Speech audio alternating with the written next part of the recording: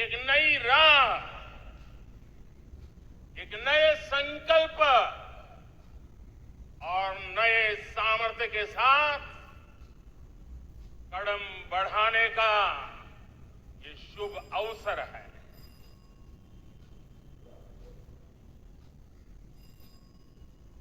आजादी के जंग में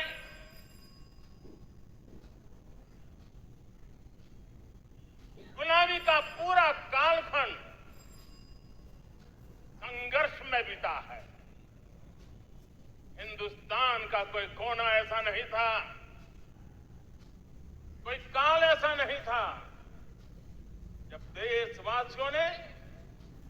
सैकड़ों सालों तक गुलामी के खिलाफ जंग न किया हो, जीवन न खपाया हो, यातनाएं न झेली हो, आहुति न दी हो। आज हम सब देशवासियों के लिए ऐसे हर महापुरुष को,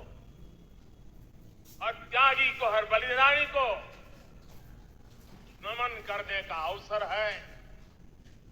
उनका ऋण स्वीकार करने का अवसर है और उनका स्मरण करते हुए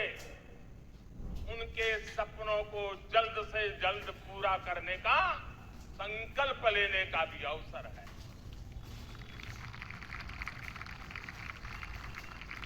हम सभी देशवासी कृतज्ञ हैं पूज्य बापू के, नेताजी सुभाष चंद्र बोस के, बाबा साहब आंबेडकर के, वीर सावरकर के, जिन्होंने कर्तव्य पथ पर जीवन को खपा दिया। कर्तव्य पथ ही उनका जीवन पथ रहा। यह देश कृतज्ञ है मंगल पांडे, तात्या टोपे, भगत सिंह, सुखदेव, राजगुरु, चंद्रशेखर आजाद, अशफाकुल्लाह खान, राम प्रसाद बिस्मिल, अनगिनत ऐसे हमारे क्रांति वीरों ने अंग्रेजों की हुकूमत की नींव हिला दी।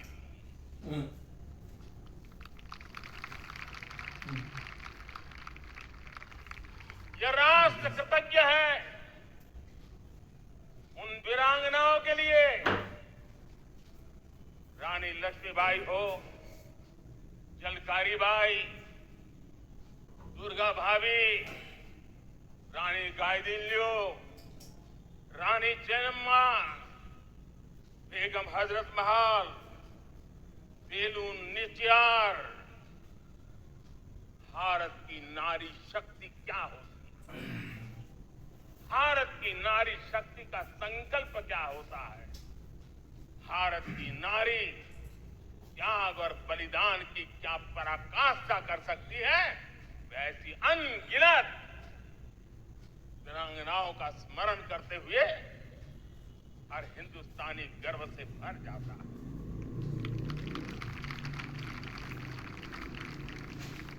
आजादी का जंग भी लड़ने वाले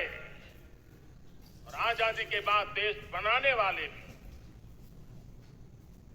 डॉक्टर राजेंद्र प्रसाद जी हो, नेहरू जी हो, सरदार वल्लभ भाई पटेल,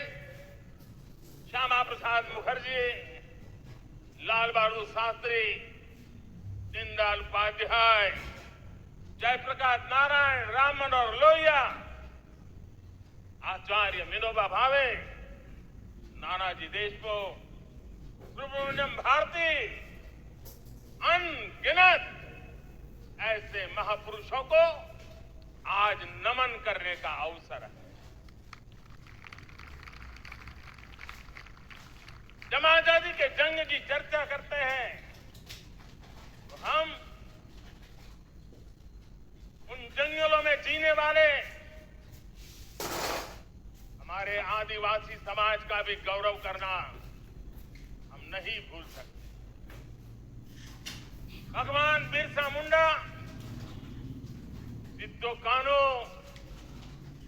अल्लूरी सीताराम राजू,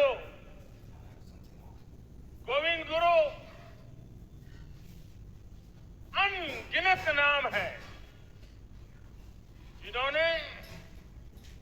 आजादी के आंदोलन की आवाज बन करके दूर सुदूर जंगलों में भी मेरे आदिवासी भाई बहनों में, माताओं में, युवकों में मातृभूमि के लिए जीने मरने की प्रेरणा जगाई। इस देश का सौभाग्य रहा है कि आजादी के जंग के कई रूप रहे और उसमें एक रूप वो भी था जिसमें नारायण गुरु हो, स्वामी विवेकानंद हो, महर्षि अरविंदो हो, गुरुदेव रविंद्रनाथ टैगोर हो,